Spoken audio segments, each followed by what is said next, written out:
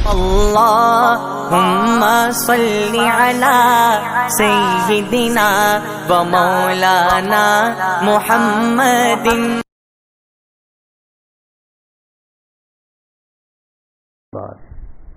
اعوذ باللہ من الشیطان الرجیم. بسم اللہ الرحمن الرحیم. قل للمخلفین من الاعراب ستدعون الى قوم اولی بأس شدید تقاتلونهم او یسلمون فإن تطیعوا یؤتکم اللہ اجرا حسنا وإن تتولوا كما تولیتم من قبل يعذبكم عذابا علیما. اور آپ پیچھے رہ جانے والے دیہاتیوں سے کہو کہ عنقریب تم کو ایک سخت جنگجو قوم کے سامنے لڑائی کے لیے بلایا جائے گا جس سے تم قتال کرو گے یہاں تک کہ وہ مسلمان ہو جائے. بس اگر تم اطاعت کرو گے تو اللہ تعالیٰ بہترین اجر دے گا، اور روگردانی کرو گے جیسے کہ اس سے پہلے روگردانی کی تو دردناک عذاب دے گا. یہاں اس واقعے کی جانب اشارہ ہے جو ہم پہلے سن چکے کہ آپ صلی اللہ علیہ وسلم تشریف لے جا رہے تھے عمرہ کے لیے، تو مناسب سمجھا کہ ارد گرد کے دیہاتیوں کو بھی بلا لیا جائے، اس لیے کہ مکہ والوں سے چونکہ اس سے پہلے جنگ بدر بھی ہوئی ہے، احد بھی ہوئی ہے، احزاب بھی ہوئی ہے، اور اس میں ان کے بہت سارے لوگ قتل ہوئے ہیں، تو کہیں غصے میں آ کر کے وہ ہم سے لڑنے نہ لگے، اس لیے ایک بہترین جماعت ہو اور بڑا جتھا ہو تو اس کام میں معین بنے گا. لیکن بہت سارے دیہاتیوں نے انکار کر دیا اور اس وقت نہیں آئے، اور جو مخلصین تھے وہ آئے. مکہ تو جا رہے تھے لیکن حدیبیہ کے اندر ہی ناگوار شرطوں کے ساتھ صلح کر کے واپس آنا پڑا. تو اس ناگواری کی وجہ سے اللہ تبارک و تعالی نے ایک فتح کی خوشخبری دے دی کہ تم کو ہم سب سے پہلے ایک فتح دیں گے، فتح خیبر. تو اس کی بنا پر تمہاری مادی اور مالی حالت بہترین ہو جائے گی، اور اس کے بعد یہ مکہ بھی فتح کر دیں گے، اور اس کے بعد ہم مال غنیمت بھی دیں گے. لیکن خیبر کے لیے یہ شرط رکھی گئی کہ وہی لوگ آئے جو کہ صلح حدیبیہ میں شریک تھے. گو قرآن مجید میں صراحتاً یہ بات تو کسی جگہ نہیں ہے کہ انہی کو آنا ہے، تو بھی اللہ تبارک و تعالیٰ نے فرمایا کہ ان لوگوں سے کہہ دو کذالکم قال اللہ من قبل قل لن تتبعونا، کہ تم ہمارے پاس نہیں آ سکتے، اور اللہ نے ایسا ہی کہا ہے. تو اس سے معلوم ہوا کہ اللہ نے ایسا قرآن میں نہیں کہا، لیکن وحی غیر مطلوب یعنی احادیث کے ذریعہ آپ صلی اللہ علیہ وسلم کو بتلایا. تو کلام اللہ کا اطلاق جس طریقے سے قرآن مجید پر ہوتا ہے، اسی طریقے سے احادیث رسول بھی کلام اللہ ہے، کیونکہ وما ينطق عن الهوى ان هو الا وحی یوحی، کہ نبی کریم صلی اللہ علیہ وسلم کبھی اپنی طرف سے بات نہیں کرتے، بلکہ وہ جو بھی بولتے ہیں وہ اللہ کی وحی ہوا کرتی ہے. اس سے معلوم ہوا کہ اللہ تبارک و تعالی نے کلام غیر مطلوب یعنی یہ قرآن کے علاوہ جو کلام کیا اس میں منع کر دیا گیا تھا. لیکن وہ لوگ آنا چاہتے تھے، اور ان کو نہ کہا کہ اللہ نے منع کیا ہے، تو وہ کہتے تھے کہ تم تو ہم پر حسد کرتے ہو، ہم کو مال ملے یہ تم نہیں چاہتے. اللہ نے فرمایا بل کانوا لا یفقہون الا قلیلا، یہ لوگ بہت کم سمجھتے ہیں. یہ نبی اور صحابہ کرام کی جماعت ہے، اور یہ امت کی بہترین جماعت ہے. مال کی ان کے نزدیک کوئی حیثیت نہیں ہے. اصل بات جو جذبات انہوں نے دکھلائی وہ تم نے نہیں دکھلائی، اس بنا پر ان کو ہم نے غزوہ خیبر میں جانے کی اجازت دی اور فتح کی خوشخبری سنائی، اور تم چونکہ اس وقت پیچھے رہ گئے تھے اس بنا پر تم کو اجازت نہیں ملی. لیکن اللہ نے اعلان کرایا کہ یہ فقط خاص ہے، غزوہ خیبر کے ساتھ۔ اس کے بعد اللہ نے فرمایا کہ ان لوگوں سے کہہ دو جو پیچھے رہ گئے کہ تم کو عنقریب بلایا جائے گا۔ کون بلائے گا اس کا تذکرہ نہیں ہے، بلایا جائے گا۔ اللہ نے اس کو مخفی رکھا، گویا کہ من جانب اللہ آواز ہوگی، جو بھی تم کو بلائے، چاہے آپ صلی اللہ علیہ وسلم بلائے یا آپ کے خلفاء میں سے کوئی خلیفہ بلائے، یہ پکارنا اللہ کی جانب سے ہوگا۔ اور اولی بأس شدید، ایسی قوم کہ جو سخت جنگجو قوم ہو۔ اب اس سے کون مراد ہے؟ تو ہم نے ابھی تک ان غزوات کا حال پڑھا، جس میں پہلا غزوہ تو حضرت ابوبکر صدیق رضی اللہ تعالیٰ عنہ نے مسیلمہ کذاب سے کیا، یہ اولو بأس شدید تھی۔ دوسرا، حضرت ابوبکر صدیق نے بنیاد رکھی اور آپ نے ایران کی جانب بھی بھیجا اور شام کی جانب بھی لشکر کو بھیجا، یہ ایک بنیاد رکھی۔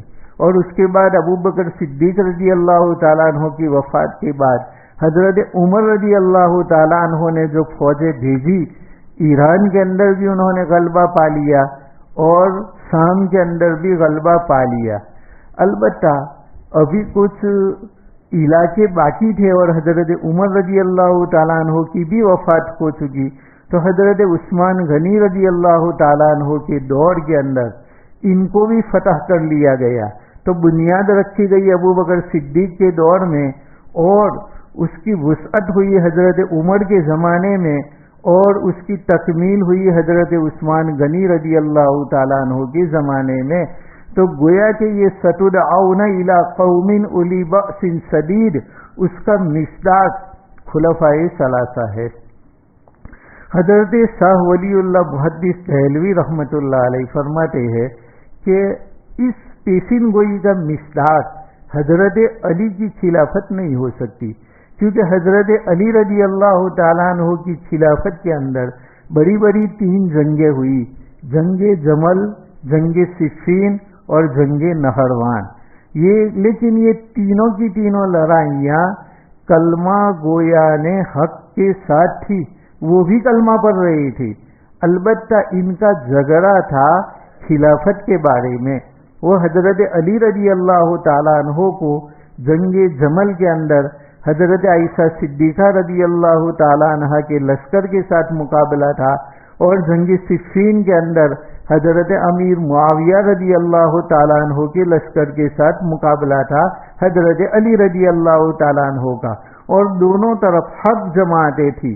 اور جنگ نہروان کے اندر انہی کی جماعت میں سے، حضرت علی ہی کی جماعت میں سے بعض لوگوں نے خروج کیا تھا اطاعت سے، جن کو خوارج کہا جاتا تھا۔ تو یہ خوارج بھی کلمہ گو تھی، اور ادھر عائشہ صدیقہ اور حضرت امیر معاویہ رضی اللہ عنہما، یہ دونوں بھی کلمہ گویان اسلام میں سے تھے۔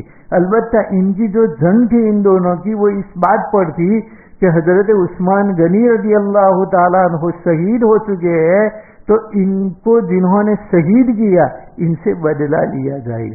اور حضرت عثمان غنی رضی اللہ تعالیٰ عنہ کو شہید کرنے والے مصر کے نوجوان تھے۔ بہت سارے مصری لوگوں نے مدینہ کے اوپر غلبہ حاصل کر لیا تھا، اور حضرت عثمان غنی رضی اللہ تعالیٰ عنہ کی انہوں نے مخالفت کی تھی، اور یہ کہا تھا کہ ہمارا امیر تم بدل دو۔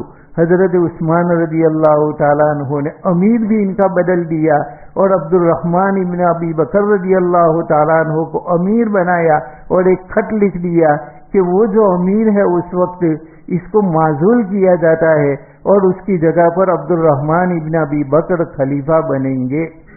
لیکن بلوائیوں کی سازشیں تھی، اور مروان بھی اس کے اندر آگے تھا۔ انہوں نے کوئی ایسی سازش کی کہ جس کی بنا پر حضرت عثمان رضی اللہ تعالیٰ عنہ اور عبد الرحمن ابن ابی بکر کے قافلے کے درمیان کوئی غلط فہمی ہو گئی۔ ایک خط پکڑا گیا جس خط کے اندر یہ بات لکھی گئی تھی کہ میں نے ایک خط عبد الرحمن ابن ابی بکر کے ساتھ بھیجا ہے، اس خط کا تم کوئی لحاظ نہ کرنا، اور جیسے ہی یہ لوگ آئے ان کو قتل کر دینا، ان کو حکومت نہیں دینا ہے۔ جب یہ خط حضرت عبد الرحمن ابن ابی بکر نے پکڑ لیا تو انہوں نے دیکھا کہ یہ تو حضرت امیر معاویہ کی دستخط ہے، ہم کو بھیجا امیر بنا کر کے اور ان کے ساتھ خط بھیج رہے ہیں کہ ان کو قتل کر دینا۔ یہ واپس آتے ہیں اور مصر کے لوگ بھی اس حاکم سے پریشان تھے، تو مصر کے بھی بہت سارے بلوائی تھے اور انہوں نے حضرت عثمان رضی اللہ تعالیٰ عنہ کو خط دکھلایا کہ دیکھو یہ خط کے اوپر مہر آپ کی ہے۔ فرمایا مہر میری ہے لیکن یہ خط میں نے نہیں لکھا، میں نے تو تم کو ہی خلیفہ بنایا، لیکن یہ خط کسی نے لکھا۔ بعد میں پتا چلا کہ مروان نے یہ خط لکھا، تو مروان کو سپرد کر دے ہمارے، یہ ان لوگوں کا مطالبہ تھا۔ لیکن حضرت علی رضی اللہ تعالیٰ، حضرت عثمان رضی اللہ تعالیٰ عنہ نے مناسب نہیں سمجھا کہ ان کو سپرد کر دیا جائے بلوائیوں کے، کیونکہ یہ لوگ قتل کر دیں گے، اس لیے۔ تو اس کی بنا پر انہوں نے حضرت عثمان غنی رضی اللہ تعالیٰ عنہ کے خلاف بلوا کر دیا۔ حضرت علی رضی اللہ تعالیٰ عنہ بسا اوقات پانی بھی بھیجتے تھے حضرت عثمان غنی رضی اللہ تعالیٰ عنہ کو، اور حضرت عثمان غنی رضی اللہ تعالیٰ عنہ اپنے گھر کے اندر محصور ہو گئی۔ انہوں نے کھانا پانی وغیرہ سب کچھ بند کر دیا تھا، اور ادھر حضرت علی کے دو صاحبزادے حضرت حسن اور حسین رضی اللہ تعالیٰ عنہما اس گھر کی حفاظت کر رہے تھے۔ لیکن بلوائیوں نے دیکھا کہ آگے سے تو حملہ نہیں کر سکتے، اس لیے کہ بہت سارے صحابہ کرام حضرت عثمان کی حفاظت کر رہے تھے، اور حضرت عثمان کو لوگوں نے مشورہ بھی دیا کہ ایک لشکر سرحد کے اوپر سے بلا لو تاکہ یہ بلوائیوں کو قتل کر دے اور یہاں سے بھگا دے۔ لیکن حضرت عثمان رضی اللہ تعالیٰ عنہ نے فرمایا کہ مدینۃ الرسول کے اندر میں خون خرابہ نہیں چاہتا، یہ لوگ امن سے واپس ہو جائے تو ٹھیک ہے، ورنہ میں مدینہ کے اندر قتال ہو یہ نہیں چاہتا۔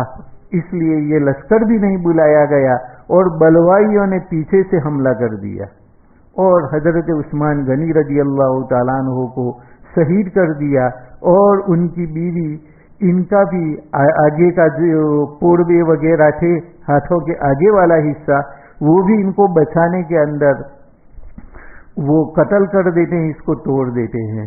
تو حضرت عثمان غنی رضی اللہ تعالیٰ عنہ شہید ہوئے اور ان کا ہاتھ بھی کاٹ دیا گیا، ان کی بیوی کا ان کو بچانے کے اندر کٹ گیا، اور اس طریقے سے مظلوم ہو کر کے حضرت عثمان شہید ہو جاتے ہیں۔ اور حضرت عثمان خود نہیں چاہتے تھے کہ لڑائی ہو، ورنہ تو بہت سارے جانباز مدینہ کے اندر تیار تھے، لیکن قتل کے شہید ہونے کی رات میں انہوں نے یہ خواب دیکھا تھا کہ عثمان ان لوگوں نے تم پر، حضرت آپ صلی اللہ علیہ وسلم خواب میں آئے اور کہا کہ عثمان ان لوگوں نے تمہارا پانی بند کر دیا، تمہارا کھانا بند کر دیا، آج روزہ تم نے یہاں پر رکھا ہے، انشاءاللہ افطار میرے ساتھ ہوگا۔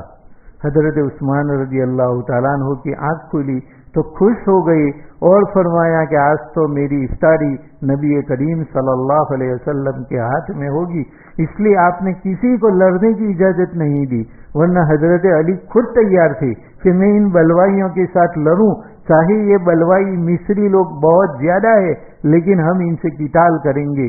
لیکن حضرت عثمان نے منع کر دیا، اس بنا پر لڑائی نہیں کر سکے، لیکن اپنے دونوں بیٹوں کو گھر کے آگے دروازے پر بٹھا دیا تھا۔ جب حضرت عثمان شہید ہوئے اور ان کی بیوی کی بھی انگلیاں کٹ گئی تو انہوں نے چھت کے اوپر سے آواز دی کہ تمہارے خلیفہ شہید ہو چکے ہیں۔ اب پھر دروازہ کھلا تو دیکھا حضرت عثمان شہید ہو چکے تھے۔ اب بلوائیوں کا کام تو پورا ہو گیا، اور یہ لوگ پیچھے سے شہید کر کے پھر بھاگ بھی گئے تو پتہ بھی نہیں چلا کہ کس نے ان کو شہید کیا۔ تو ایک مدینہ کے اندر کوہرام مچ گیا کہ حضرت عثمان کو جنہوں نے شہید کیا ان سے بدلہ لینا چاہیے، اور حضرت علی، حضرت حسن اور حسین ان دونوں پر غصے ہو گئی اور ان دونوں کو مارا کہ تم دونوں دروازے کے آگے تھے، پھر انہوں نے قتل کیسے کیا؟ تمہیں پہلے خود شہید ہو جانا چاہیے تھا، بعد میں حضرت عثمان کے اوپر آنچ آتی، یہ تم نے کیا کیا؟ بتلایا کہ ابا جان ہم تو دروازے پر ہی بیٹھے تھے، دروازے سے وہ لوگ نہیں گئے، پیچھے سے حملہ کر دیا، پیچھے سے ان کا گھر توڑ دیا اور وہاں سے وہ چڑھ گئے، ہمیں تو معلوم بھی نہیں تھا۔ تو حضرت علی کا قتل عثمان میں کوئی ہاتھ نہیں تھا، بلکہ وہ تو اس سے ناراض تھے، بلکہ اپنے بیٹوں کو بھی ڈانٹا کہ تم حفاظت کر رہے تھے اور یہ کیسے ہوا. لیکن یہ ہوا اس طریقے سے کہ وہ پیچھے سے حملہ کر چکے تھے. اس لیے اب ان دونوں کا مطالبہ یہ تھا جنگ جمل کے اندر، صفین کے اندر، کہ قاتلان عثمان سے بدلہ لیا جائے. اور حضرت علی رضی اللہ تعالیٰ عنہ فرما رہے تھے کہ بھائی بلوائیوں کا غلبہ ہے اور معلوم بھی نہیں ہے کہ قتل کس نے کیا، تو ذرا میری حکومت کو مضبوط تو ہو جانے دو. ابھی تو عثمان شہید ہوئے اور ابھی لوگوں نے میرے ہاتھ پر بیعت کی ہے، لیکن ابھی بلوائیوں کا غلبہ زیادہ ہے، میری حکومت مضبوط ہو جائے تو ایک ایک سے بدلہ لیا جائے گا. لیکن بعضوں نے حضرت علی رضی اللہ تعالیٰ عنہ پر تہمت ڈالی کہ تم نے ہی شہید کرایا. حضرت علی رضی اللہ تعالیٰ عنہ فرماتے تھے کہ خدا کی قسم میں حضرت عثمان رضی اللہ تعالیٰ عنہ کے قتل میں شریک تو کیا ہوتا، بلکہ حضرت عثمان کے قتل سے میں بہت ہی ناراض ہوں، اور میں نے تو اپنے بیٹوں کو حفاظت کے لیے بھی بٹھایا تھا، لیکن معاملہ ہی ایسا ہو گیا، پیچھے سے حملہ ہو گیا، اور مجھے خود بہت زیادہ غم ہے حضرت عثمان کی شہادت کا. میں بدلہ ضرور لوں گا، لیکن حکومت تو تھوڑی مضبوط ہونے دو، ابھی تو بلوائی ہمارے شہر پر قبضہ کیے ہوئے ہیں. حضرت عثمان کو دفن بھی نہیں کرنے دیتے تھے، اتنا زیادہ ہنگامہ ہو گیا تھا. بہرحال اس دوران یہ دو جنگیں ہو گئی، جنگ جمل اور جنگ صفین، اور بہت سارے مسلمان آپس میں لڑ کر کے شہید ہو چکے. اور جنگ نہروان یہ بھی اسی کے نتیجے میں حضرت علی سے بعض لوگوں نے خروج کیا، اس میں ہوا. تو اب یہ دونوں جو لشکر تھے حضرت علی کے سامنے، حضرت امیر معاویہ کا جنگ صفین میں، حضرت ام المؤمنین عائشہ صدیقہ کا جنگ جمل کے اندر، اور جنگ نہروان کے اندر جو سامنے والے تھے وہ انہی کی جماعت کے بعض لوگوں نے خروج کیا، جن کو خوارج کہا جاتا ہے. یہ تینوں جماعتوں کے ساتھ جو لڑائی ہوئی یہ اولی بأس شدید میں نہیں ہے، کیونکہ خود قرآن نے کہا کہ ستدعون، ان دیہاتیوں کو بلایا جائے گا لڑائی کے لیے، اور یہاں تو کسی کو نہیں بلایا گیا ان تینوں جنگوں کے اندر، بلکہ بلوائیوں کی سازش سے یہ جنگیں ہوئی تھی. ورنہ حضرت علی بھی نہیں چاہتے تھے لڑائی ہو، ماں عائشہ صدیقہ بھی نہیں چاہتی تھی کہ لڑائی ہو، حضرت امیر معاویہ بھی نہیں چاہتے تھے کہ لڑائی ہو، بلکہ ان دونوں کی جنگ چل رہی تھی، حضرت علی اور امیر معاویہ. اس دوران حضرت ابو ہریرہ رضی اللہ تعالیٰ عنہ حضرت علی کے ساتھ تھے اور حضرت علی کی معیت میں قتال کرتے تھے، لیکن کھانا کھانے کے لیے حضرت امیر معاویہ کے دسترخوان پر چلے جاتے تھے. روزانہ کا یہ معمول تھا. ایک مرتبہ کسی نے امیر معاویہ رضی اللہ تعالیٰ عنہ کو کہا کہ یہ ابو ہریرہ دیکھو، ہمارے دسترخوان پر کھاتے ہیں لیکن یہاں نماز بھی نہیں پڑھتے، قتال بھی ہمارے ساتھ نہیں علی کے ساتھ کرتے ہیں. تو ان کو پکڑا حضرت ابو ہریرہ رضی اللہ تعالیٰ عنہ کو، کہا یہ عجیب بات ہے، تم یہاں کھاتے ہو اور نماز اور جہاد وہاں پر. ابو ہریرہ رضی اللہ تعالیٰ عنہ نے فرمایا کہ دسترخوان تمہارا اچھا ہے اس لیے میں یہاں پر کھانے آ جاتا ہوں، اور نماز حضرت علی کی اچھی ہے اور جہاد بھی حضرت علی کا اچھا ہے، یہ امیر المومنین برحق ہے. اطلاع دی گئی حضرت امیر معاویہ کو کہ یہ تو ایسا جواب دے رہے ہیں کہ کھانا یہاں کا اچھا اور نماز اور جہاد حضرت علی کا اچھا. تو حضرت امیر معاویہ رضی اللہ تعالیٰ عنہ ہنس پڑے اور کچھ بھی نہیں کہا کہ یہ سیدھے سادے صوفی قسم کے آدمی ہیں، ان کو جانے دو. تو یہ آپس میں مسلمان اس طریقے سے تھے، لیکن کچھ بلوائیوں کی سازشوں کی بنا پر یہ دونوں لڑائیاں ہوئی. تو حضرت شاہ ولی اللہ رحمۃ اللہ علیہ فرماتے ہیں کہ یہ تو اس کا مصداق نہیں ہو سکتے، کیونکہ ستدعون الی قوم، اس قوم کی جانب جہاد کے لیے بلایا جائے گا، اور یہاں بلایا نہیں گیا بلکہ بلوائیوں کی سازش سے یہ تینوں جنگیں ہوئی. اور دوسرا تقاتلونہم او یسلمون، تم ان سے قتال کرو گے یہاں تک کہ وہ مسلمان ہو جائے. تو یہ تو پہلے سے ہی مسلمان تھے، حضرت علی کے سامنے والا لشکر بھی، حضرت علی کا لشکر بھی. تو یہاں پر اسلام لانے کی کوئی بات نہیں ہے، اس لیے اس کا مصداق حضرت علی کی خلافت نہیں ہو سکتی. ہاں حضرت ابوبکر صدیق کی خلافت کا زمانہ مراد ہوگا، کیونکہ انہوں نے مرتدین سے بھی قتال کیا، मुद्दईयान नबूवत से भी किताल किया, और इनमें से बड़ा जंतु मुसैलमा कज्जाब था, जिसको हम आगे सुन चुके कि इसके साथ हजरत अली रजी अल्लाह ताला अन्हु ने किताल किया, और वहशी इब्न हर्ब रजी अल्लाह ताला अन्हु ने नेज़ा मार करके इसको कत्ल कर दिया था। तो एक तो ये मुराद है, और दूसरा अबू बकर सिद्दीक ने जो ईरानियों से और शाम वालों से जंग शुरू की थी, और ये दोनों उस जमाने में सुपर पावर ताकत थी, जैसे आज अमेरिका, यूरोप, रशिया, चीन ये सुपर पावर समझे जाते हैं।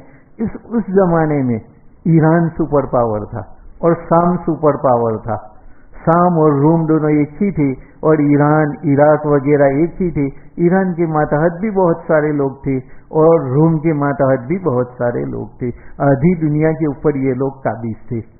इन लोगों के साथ जो जंग थी वो बड़े जंगजू थे, और तुमने हाल पढ़ा अबू बकर सिद्दीक के ज़माने में दोनों से जो कीताल का, हजरत उमर रजी अल्लाह ताला अन्हु के ज़माने में दोनों में कीताल का।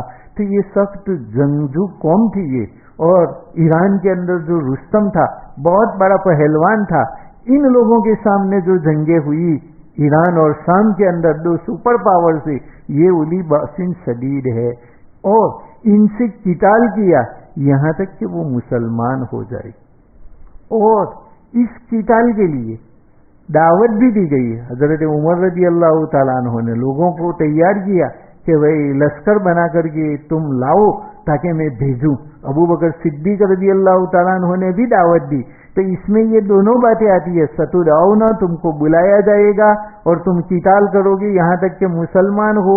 ये हजरत अबू बकर, उमर और उस्मान के दौर में हुआ। और हजरत अली की जो लड़ाई थी, इसमें एक तरफ सतुदऔना दावत नहीं दी गई, और तुकातिलूनहुम औ युस्लिमून, मुसलमान होने तक किताल करो। तो इनके सामने वाले भी मुसलमान थे। अलबत्ता दोनों में इज्तिहादी खता थी, दोनों अपने आप को हक पर समझ रहे थे। इधर आयशा सिद्दीका रजी अल्लाह ताला अन्हा के लश्कर का भी ये समझना था कि हम हक पर है, अली रजी अल्लाह ताला अन्हु का भी ये समझना था कि हम हक पर है। दोनों हक पर लड़ रहे थे। इसलिए इन लोगों का जो कीताल था इसको हराम नहीं कहा जाएगा, बल्कि इज्तिहादी खता उसको कहा जाएगा कि हजरत अली रजी अल्लाह ताला अन्हु बरहक थे, और सामने वाले जो लश्कर थे इनसे इज्तिहादी खता हुई। इसलिए पकड़ न इधर होगी न इधर होगी, बल्कि दोनों अल्लाह तबारक व ताला को राजी करना चाहते थे। ये लोग भी चाहते थे कि कातिल ने उस्मान से बदला लिया जाए, तो ये भी एक खलीफा बरहक इनका बदला लेने का चाह रही थी। और इधर हजरत अली भी चाह रहे थे बदला लेना, लेकिन ये बलवाई जरा अलग तो हो और मेरी हुकूमत तो मजबूत हो जाए। तो अपनी खिलाफत मनवाने के लिए ये झगड़ा था। इस बिना पर इस झगड़े को इज्तिहादी खता कहा जाएगा। दोनों में से किसी को भी गलत नहीं कहा जाएगा। सहाबा किराम के जितने झगड़े हैं मुसाजरात सहाबा, इसमें अहले सुन्नत वल जमात का मुत्तफका अकीदा है कि सहाबा किराम तमाम के तमाम बरहक है। इनकी आपस में कुछ जंगें हुई, दो सहाबा भी आपस के अंदर लड़े, तो ये इनका अपना मामला है। हमें ये सही और ये गलत कहने की इजाजत नहीं है, क्योंकि सहाबा किराम के मुताल्लिक अल्लाह तबारक व ताला ने आगे भी फरमाया, लक़द रज़ी अल्लाह, अल्लाह तबारक व ताला इनसे राजी हो गया। तो अल्लाह जिनसे राजी हो जाए हम इनसे लड़े, ऐसा तो हरगिज हो सकता नहीं। इसलिए हजरत अमीर मुआविया भी बरहक, हजरत अली भी बरहक, आयशा सिद्दीका भी बरहक, हजरत अली रजी अल्लाह ताला अन्हु भी बरहक। दोनों के दोनों बरहक थे। और हम तमाम सहाबाए किराम को मासूम तो नहीं मानते, लेकिन महफूज मानते हैं कि अल्लाह तबारक व ताला ने इनको गुनाहों से महफूज रखा। और सहाबाए किराम तमाम के तमाम अफजल है। और सहाबी चाहे अदना से अदना सहाबी हो, कोई बड़े से बड़ा वली हो, वो अदना सहाबी के कदम की जो राख है इसके बराबर भी नहीं हो सकता। सहाबाए किराम का ये दर्जा है, क्योंकि उन्होंने आप सल्लल्लाहु अलैहि वसल्लम की सोहबत पाई है। आप सल्लल्लाहु अलैहि वसल्लम की थोड़ी देर किसी ने सोहबत पा ली, इनका दर्जा बहुत ही आगे बढ़ गया। एक सहाबी, इन्होंने आप सल्लल्लाहु अलैहि वसल्लम की सोहबत पाई और नमाज बस 5 वक्त की पढ़ते थे, रोजा रखते थे। इसके मुकाबले में हम में से कोई रात दिन कुरान पढ़े, नमाज पढ़ता रहे, एक भी इबादत न छोड़े, जिहाद करता रहे, लेकिन हम इस सहाबी के दर्जे को नहीं पहुंच सकते। क्योंकि जहां सहाबियत के दर्जे का इख्तिताम होता है, वहां से हमारी शुरुआत होती है, तो हम कभी भी इनके दर्जे तक पहुंच सकते नहीं। तो इन तमाम सहाबाए किराम के अंदर हमारा यही अकीदा रहेगा।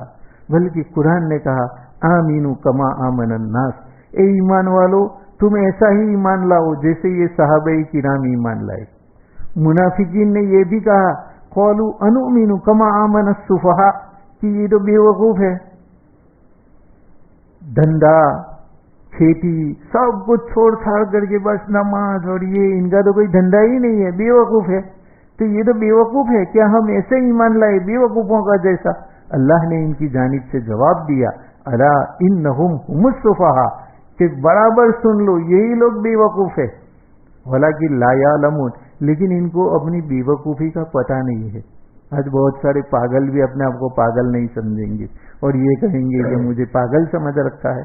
इसी तरीके से ये मुनाफिकीन थे बेवकूफ, लेकिन इनको अपनी बेवकूफी का इल्म नहीं है।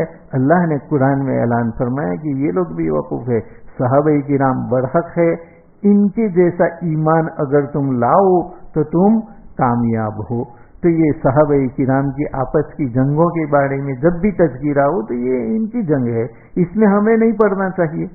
2 भाई लड़ रहे हैं और इसमें तुम एक भाई को माँ की गाली दो तो तुम्हारा वो दोस्त भी नाराज हो जाएगा कि इसकी माँ, वही तो मेरी माँ है, तुम कैसे गाली देते हो। और इसी तरीके से दोनों भाई है और हमने एक को मारा कि तू क्यों इसके साथ लड़ रहा है, तो ये खुद भाई ही नाराज हो जाएगा कि ये हमारी आपसी जंग है, इसमें तुझे पढ़ने की जरूरत नहीं है।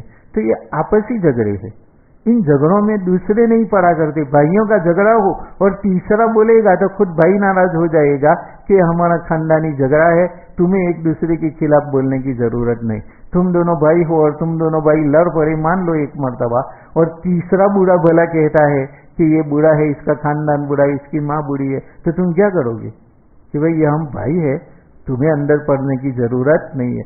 सहाबाए किराम ऐसे ही आप सल्लल्लाहु अलैहि वसल्लम के असहाब है, ये पूरी उम्मत का मक्खन है, घी है, और उन्हीं जैसा हमें ईमान लाना है और सहाबाए किराम ही से ये दीन हम तक पहुंचा है। इसलिए ये मेयारे दीन है और इनको सही और बरहक मानोगे तो ही हमारा ईमान बाकी रहेगा। साहब के मुतालिक अगर किसी ने शक को शुबा किया इनके मुतालिक, तो तमाम हदीसें हमको पहुंची है सहाबा के वास्ते से, फिर तो दीन ही हमारा मशकूक हो जाएगा। इसलिए साहबाए किराम के साथ हमारा दिल साफ होना चाहिए कि जब कुरान ने कह दिया लक़द रज़ियल्लाहु अनिल मुमिनीन, कि अल्लाह ताला जो बैत कर रहे थे इनसे राजी हो गए, तो हमें इनसे नाराज होने की कोई ज़रूरत नहीं है। तो बहरहाल शाह वलीउल्लाह रहमतुल्लाह अलैह फरमाते हैं कि यहाँ पर जो उली बासिन शदीद है, ये हजरत अली की खिलाफत इससे मुराद नहीं हो सकती। अबू बकर सिद्दीक के ज़माने में इसकी शुरुआत हुई और उस्मान गनी रज़ी अल्लाह ताला अन्हु के ज़माने में इनकी तकमील हुई। ये 3 सहाबा का जो ज़माना है वो उली बासिन शदीद, इसकी जो पेशिन गोई की गई उसका मिस्दाक है। और अल्लाह ने फरमाया कि तुम किताल करना यहाँ तक कि वो मुसलमान हो जाए। तो इस्लाम तक किताल करना ये काफिरों के साथ ही हो सकता है, और हजरत अली के ज़माने में तो सामने वाले भी मुसलमान है, इसलिए वो ज़माना मुराद नहीं है इस पेशिन गोई में। हजरत अली के अपने फजाइल है और बहुत बड़े सहाबी है, लेकिन इस पेशिन गोई के मिस्दाक हजरत अली रज़ी अल्लाह ताला अन्हु नहीं है। और इसमें फिर अल्लाह ने फरमाया कि अगर तुम इताअत करोगे तो अल्लाह ताला बहुत अजर देगा। हम बुलाएंगे जंग के लिए, इस जंग में तुम हाजिर हुए तो अल्लाह तबारक व तआला अजर अजीम से तुम्हें नवाजेगा। व इन ततवल्लौ, और अगर उस वक्त भी एराज करोगे जब तुमको बुलाया जाएगा ईरान की लड़ाई के लिए, روم اور شام کی لڑائی کے لیے اگر تم روگردانی کرو گے، جیسے کہ صلح حدیبیہ کے وقت میں بھی تم نے روگردانی کی، کما تولیتم من قبل، جیسے کہ اس سے پہلے روگردانی کی، یعذبکم عذابا علیما، تو اللہ تبارک و تعالی تم کو عذاب دے گا۔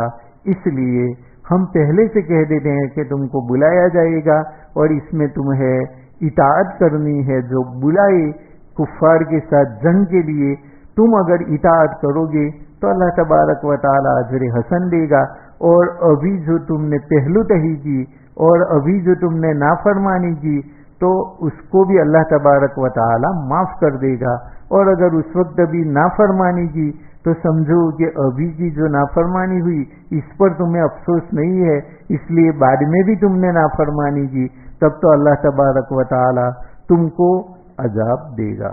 بارک اللہ لنا ولکم فی القرآن المجید ورفعنا وإياكم بالآيات والذكر الحكيم، وصلى الله تعالى على النبي الأمي وآخر دعوانا الحمد لله رب العالمين۔